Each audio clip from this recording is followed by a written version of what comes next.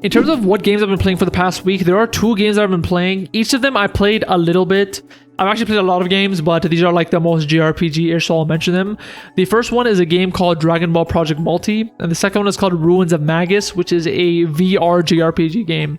So first I'm going to go over Dragon Ball Project Multi very quickly. It's not really a JRPG, but I kind of like bundle in Dragon Ball games into this podcast because I love Dragon Ball, and Dragon Ball games I feel like are pretty big in terms of Japanese games. And this game is very interesting because I saw this on Twitter. It's called Dragon Ball Project Multi. It is a mobile game. So like they have Dokkan Battle, they have Legends, and now they have this.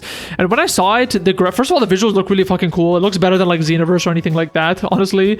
Low key, I love Sparking Legends. It kind of looks better than Sparking Legends 2 in terms of the visual style. But I thought it was like an auto battler or something, so I wasn't that interested in it, but turns out they're having a beta right now, which like anyone can play. So I just downloaded the app, tried playing it, and I played a couple of games, and it's actually a really fun and interesting game. I'm not going to be playing it anymore because from what I can tell, your progress does not transfer to the full game when it comes out, so I don't want to waste time pulling characters that I'm not going to be able to get to keep, so I'm not going to play it for that reason. But pretty much what it is a 3v3 online multiplayer game.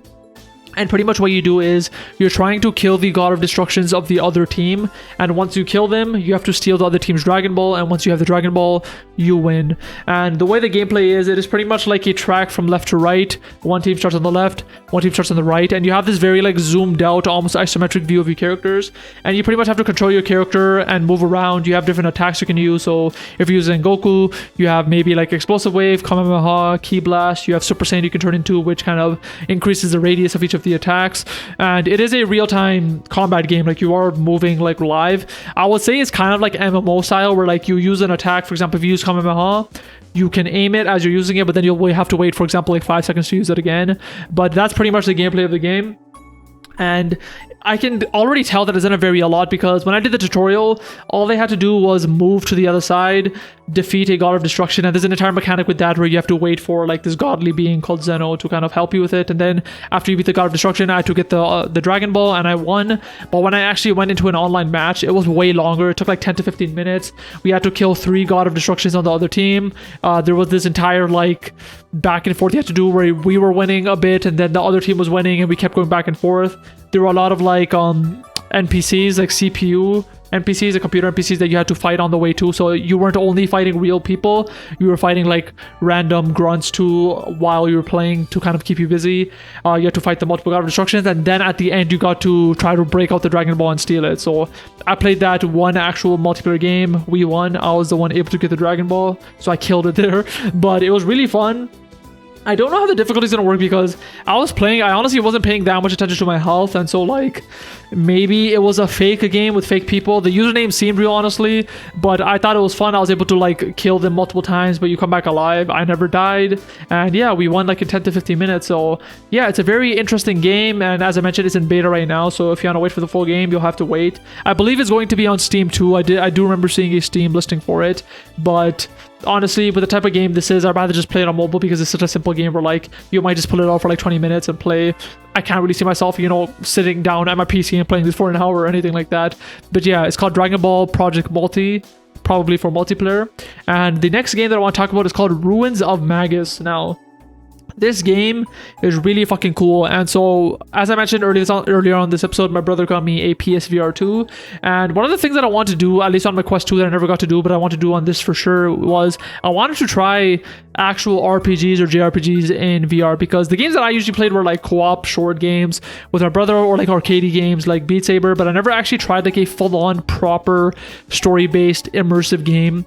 Kind of like the dream would be something like Sword Art Online or something like that. I was looking at games, and there's this one game that I wanted to get. I can't remember the name right now, which is like a trilogy, I believe, of JRPGs, but I found Ruins of Magus. It was just there. It was on sale usually for $40. I got it for $20, and I went into it, and I really fucking love it. Now, I only played it one time so far, one session, and it was, I believe, like an hour and a half to 2 hours, and from what I can tell, like, yeah, it feels like a JRPG. So in terms of like how the game starts, you're in this town, you're like this magician looking dude, and pretty much the way it works in this world is, I can't remember the exact terms, but you're pretty much like like a fighter, like a magician, and you get paired with a researcher, and you guys pretty much have to go into a dungeon to do research, and that's kind of like the game loop. And so there's this girl who's a researcher. She comes, and because you're in VR, like you literally just get to talk to her. So I'm literally looking at her, looking down at her, because like she's really short for some reason, and she's talking to me. They do some really cool things where like the game starts, you're talking to her, and when the game like actually fully starts, she kind of grabs your hand and pulls your body away from like your point of view, and then the camera just zooms out and you're looking at the town from like up above, and then the music kind of like pipes in, and it's very fucking cool. Like it felt very weird because she grabbed my hand, so I just put my hand out, but then like the body just went away from me and it zoomed out. So I thought that was a very cool feeling that I never really experienced in VR, which was dope. And in terms of like what you actually do in the game, there isn't like too much town exploration so far, which I think is usually a big part of JRPGs. Again, I only played it for an hour, but the very little I can do is there's this very small town square with like a lot of random NPCs, which some you can talk to. So I've talked to some. They give you some tips. Some of them will just mention some lore things. There are randomly books just strewn around places. So there's like this one book for some reason that's in the town square you can pick up, and you could just read it and then put it back down. It's really fucking cool because you literally pick up the book, read it, and put it down. And I've unlocked a few other areas. So it's not like a JRPG where like you can, for example, if there's like a shopping district, it's not like I actually walk to the shopping district in town, but what they have is in this town square, they'll just have like a UI element that says like, go to the shop, and then I will press it and I will be teleported to the shop. So that's how they're doing it, instead of like having you walk there, which I don't know if it's a bad or good thing, but that's how it is. The shop looked fucking cool. It's very dense with a lot of beautiful things. There was actually a quest I had to do to have the shop be set up. I actually had to help the shopkeeper get his inventory, and then he set it up, which I really like. I really like quests in JRPGs which aren't fucking useless. Like I don't want to like gather 6 wheat for you for no reason, but I actually had to get the shop set up for him, and now it's an actual shop where I can buy stuff at, which is very cool. And the actual dungeons is pretty cool. So it's pretty much like any JRPG where you have to go to a counter and you have to find a job and then go to it.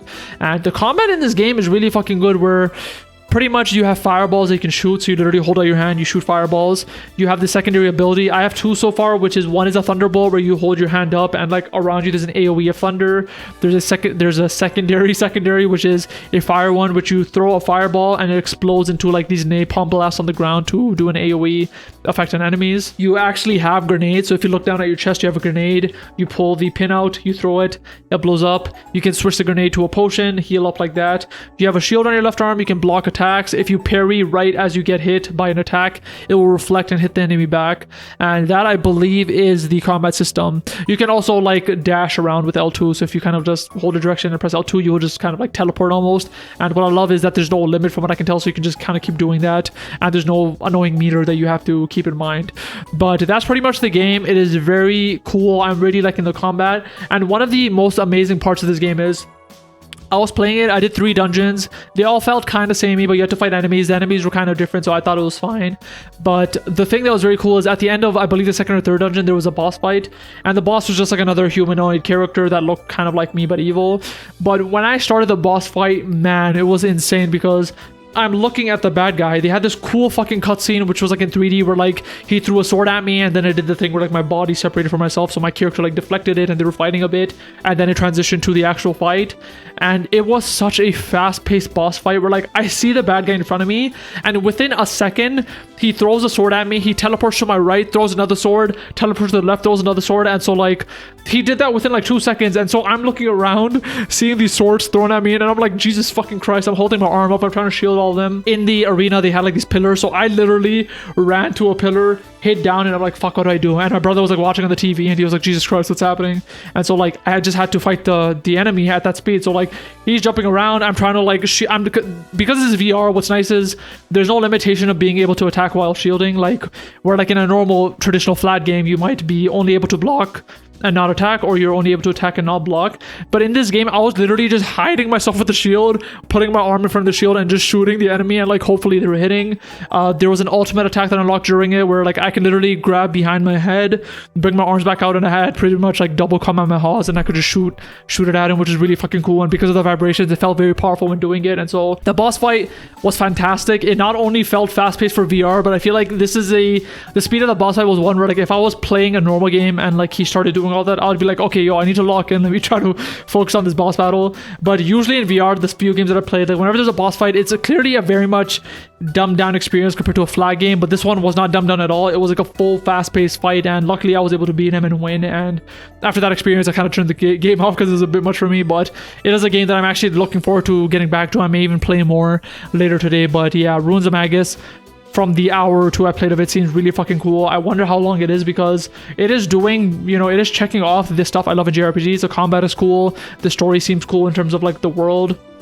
They actually have a world where like they have the system of I'm the magician, I have a researcher, there's random pieces of lore that I can pick up and read, and like, yeah, I'm actually interested in the world, which I've never been in a VR game, where I have been in a normal JRPG. So I'm very excited to continue playing Ruins of Magus and talking about it more in future episodes, hopefully.